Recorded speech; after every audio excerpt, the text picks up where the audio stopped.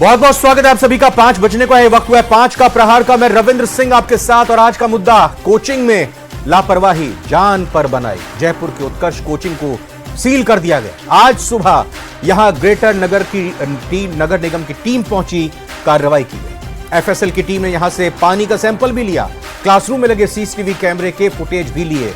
रविवार यानी कल 15 दिसंबर को इस कोचिंग में क्लासेस के दौरान कई स्टूडेंट्स बेहोश हो गए। जयपुर में महेश नगर स्थित उत्कर्ष कोचिंग में दूसरी मंजिल पर रविवार शाम करीब 6:45 पर क्लास चल रही थी और इसी दौरान क्लासरूम में अजीब सी स्मेल आने लगी। स्टूडेंट्स जोर जोर से खांसने लगे और एक एक करके सुध खो बैठकर बेहोश होने लगे। उत्कृष्ट कोचिंग क्लासेस के प्रबंधन ने 108 एम्बुलेंस को कॉल किया। इस दौरान अन्य छात्रों ने बेहोश छात्र छात्राओं को अपने कंधे पर उठाकर बाहर निकाला। सुरक्षित एम्बुलेंस की मदद से पास हॉस्पिटल पहुंचाया और इस मामले पर सियासी बयानबाजी भी शुरू हो गई है। सरकार हर मोर्चे पर पूरी तरह से फेल है, आरोप लगाए जा रहे हैं। यह केवल कोचिंग संस्थान में गैस लीक नहीं, पूरी सरकार की ही गैस लीक हो रही है, यह भी कहा गया। वहीं डिप्टी सीएम प्रेमचंद बैरवा ने कहा कि जांच जारी है, दोषियों पर कार्रवाई होगी। चर्चा आज इसी गंभीर मसले पर करते हैं। पहले एक रिपोर्ट दिखाते हैं।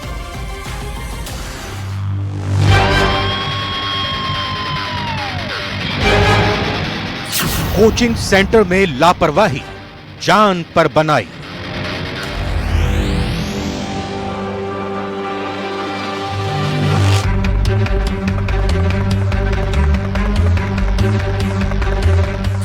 गैस रिसाव हादसे के बाद प्रशासन का एक्शन।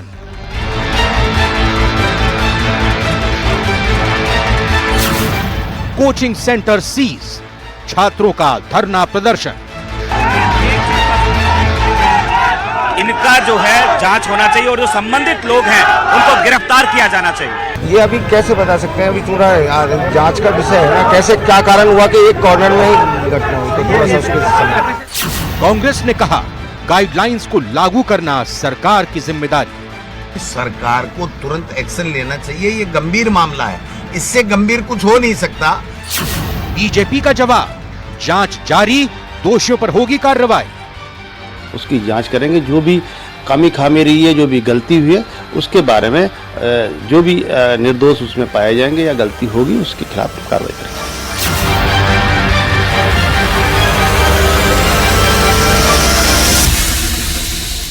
खास मेहमान जुड़ चुके हैं, एक एक करके परिचय कराते हैं। शैलेंद्र गुर्जर जी बीजेपी से हैं, बहुत बहुत स्वागत शैलेंद्र जी। प्रतीक सिंह जी कांग्रेस से हैं, स्वागत है आपका।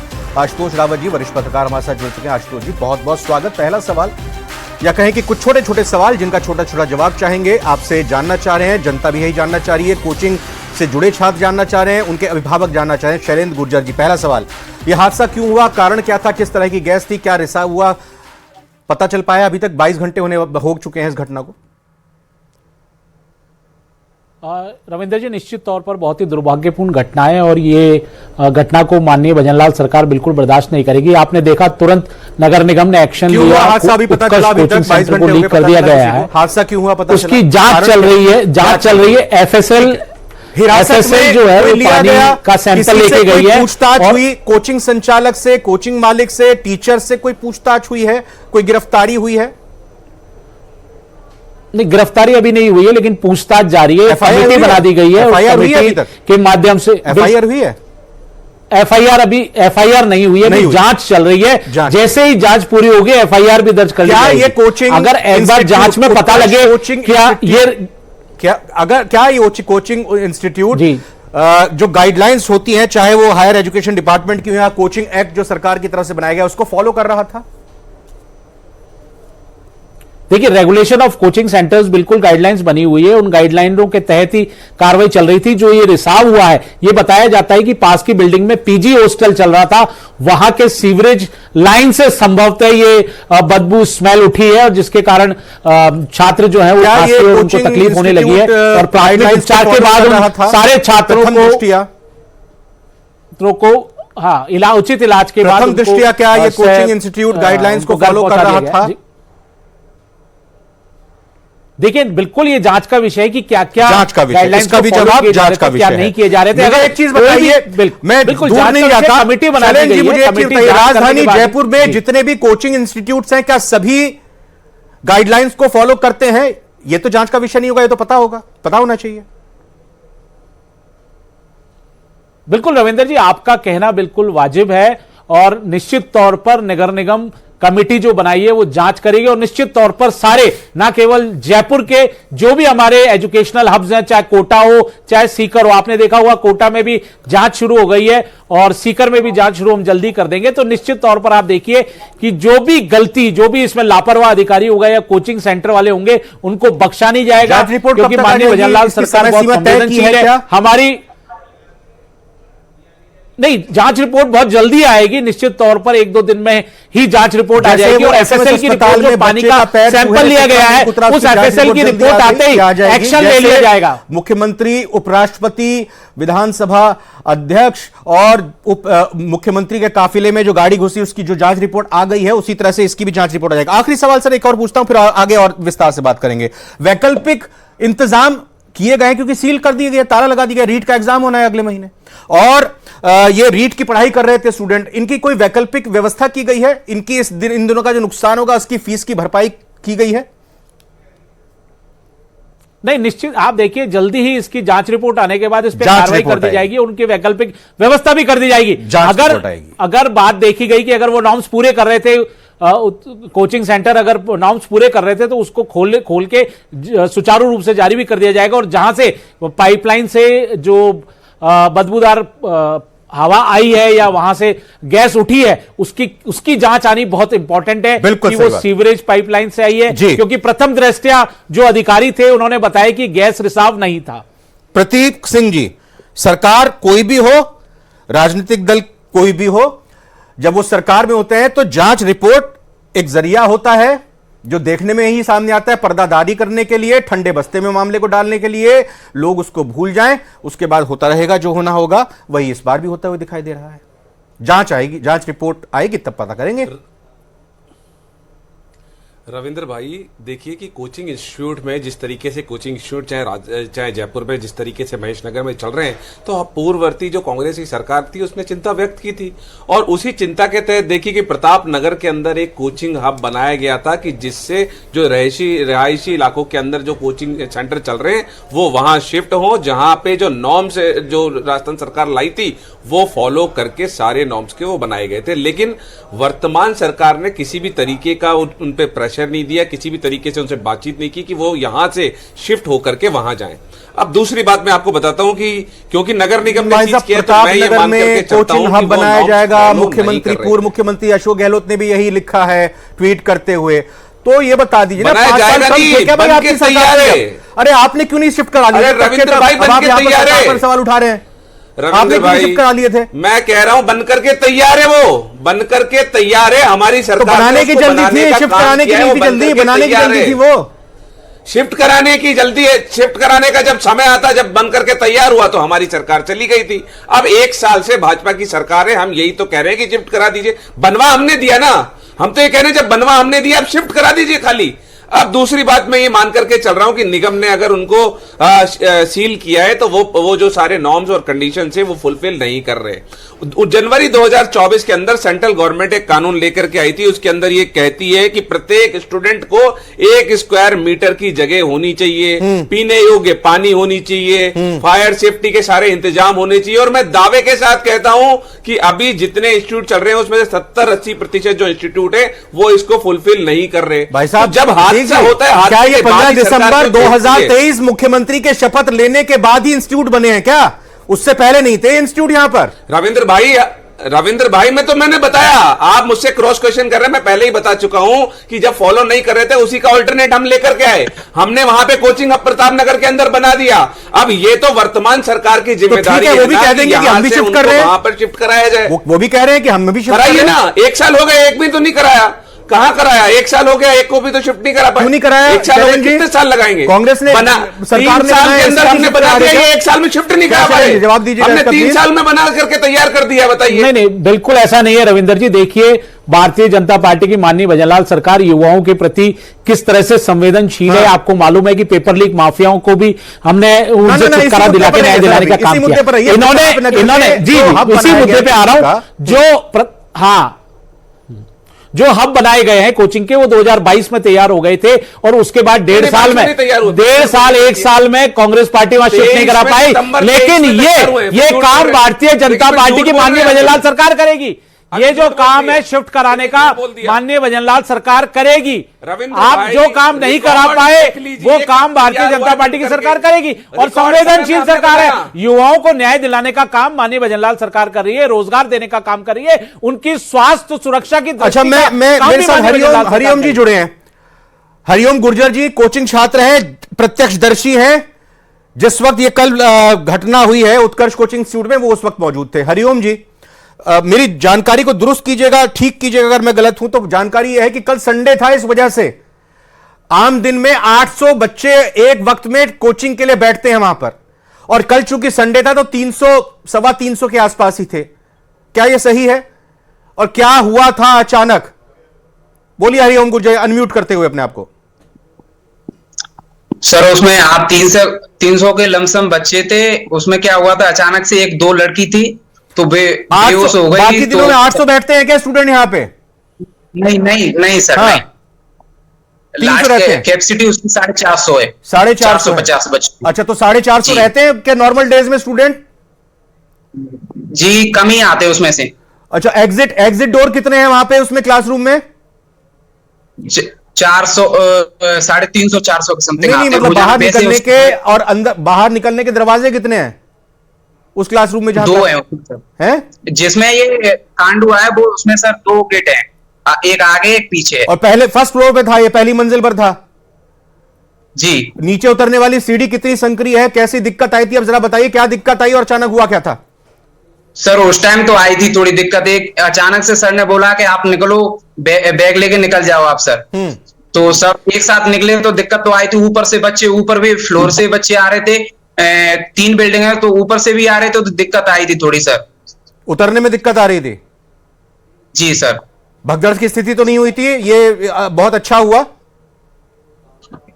नहीं, उन्होंने शांति प्रिय तरीके से कहा था, ये कहा था कुछ नहीं है, कोई दिक्कत नहीं, छुट्टी हो गई आपकी। हाँ।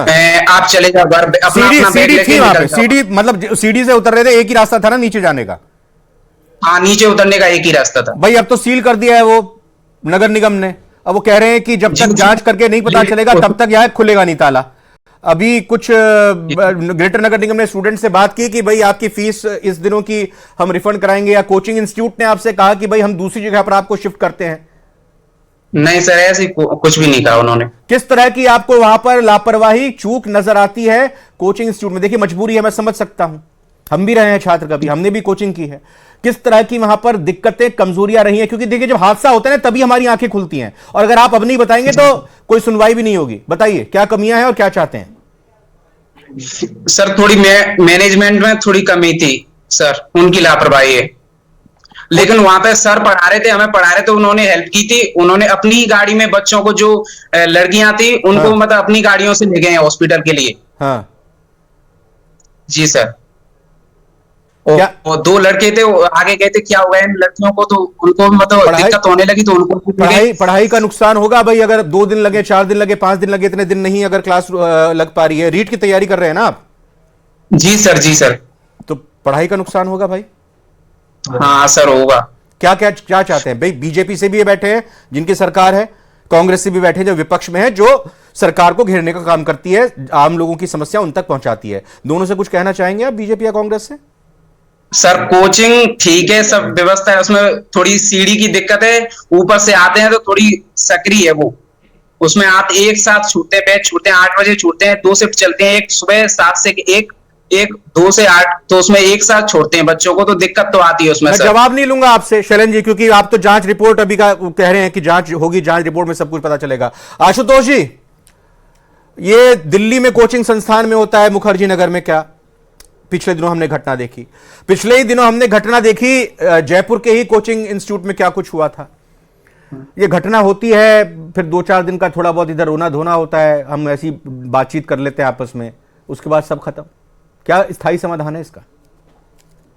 देखिए रविंद्र जी, स्थायी समाधान से पहले हमको जरूरत ये जानने की है कि 27 जुलाई को दिल्ली में 3 छात्रों की बेसमेंट में पानी भरने की, कोचिंग सेंटर में पानी भरने की वजह से डेथ हुई, और उसके बाद में राजस्थान में, और मैं स्पेशली कहूं तो जयपुर में कोचिंग सेंटर्स के खिलाफ एक बड़ा अभियान सरकार ने चलाया।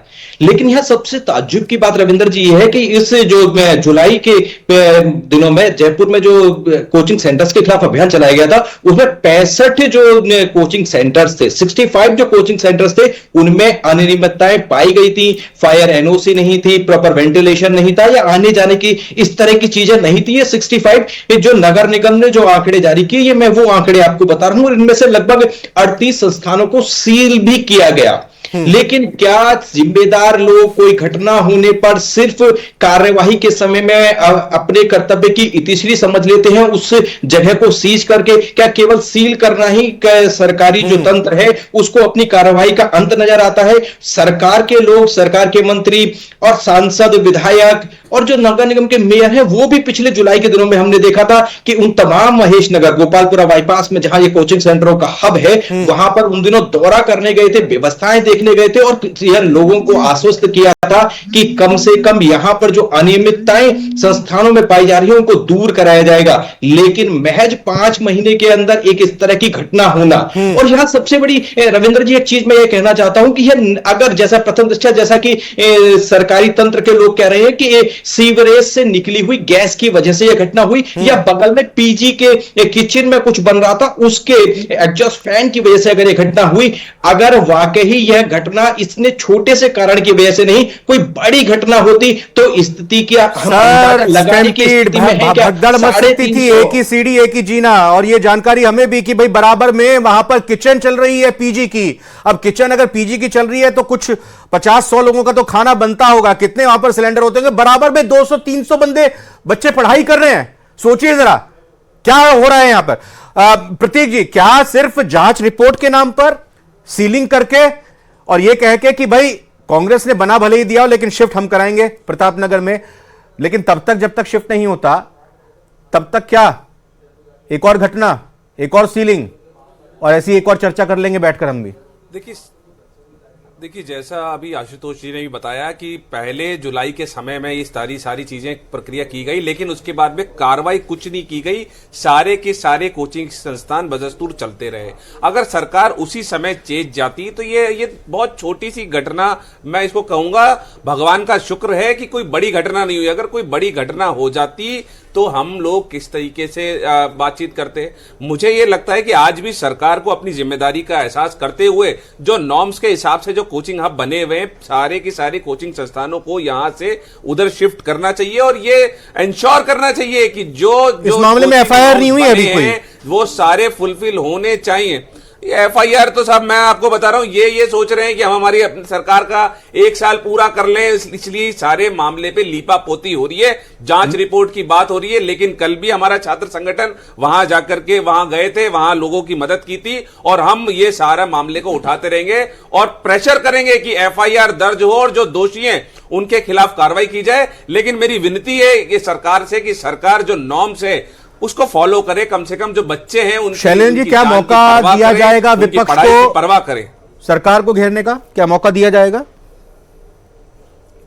और नहीं, बिल्कुल नहीं। आप देखिए रविंद्र जी, जुलाई में जो हादसा हुआ था उसके बाद किस तरह से नगर निगम ने, सरकार ने बहुत गहनता से जांच की, और जैसा आप बताया गया कि 65 से अधिक कोचिंग संस्थानों को नोटिस दिए गए, उनको सील किया गया, उनके जो पैरामीटर्स नहीं थे उनको पूरे करने की बात कही गई, और बहुत से काम हमने करवाने की कोशिश की है। निश्चित तौर पर यह हादसा है, एक अलार्मिंग हादसा है, और मैं धन्यवाद देना चाहता हूं हमारी विपक्ष की पार्टी को भी। ठीक है, आपने कोचिंग हब बनाया है बाहर, अब हम उसमें वहां शिफ्ट कराने का काम भारतीय जनता पार्टी करेगी, क्योंकि हम कभी खिलवाड़ नहीं करते हैं। आपने देखा होगा अगर युवाओं को न्याय दिलाने का काम कर रहे हैं तो माननीय भजनलाल सरकार कर रही है, रोजगार देने का काम कर रही है माननीय भजनलाल सरकार कर रही है, बिना पेपर लीक हुए, बिना कोई रुकावट के आए। तो निश्चित तौर पर युवाओं के साथ किसी भी तरह का स्वास्थ्य को ध्यान में रखते हुए हम बिल्कुल भी ऐसी कोई कार्रवाई नहीं होने देंगे। मत भटकिए, लोगों की जान नहीं, मुद्दे से भटकने की बात ही नहीं है। हम तो आपका धन्यवाद देते हैं प्रतीक जी, आपका धन्यवाद देते हैं आपकी सरकार का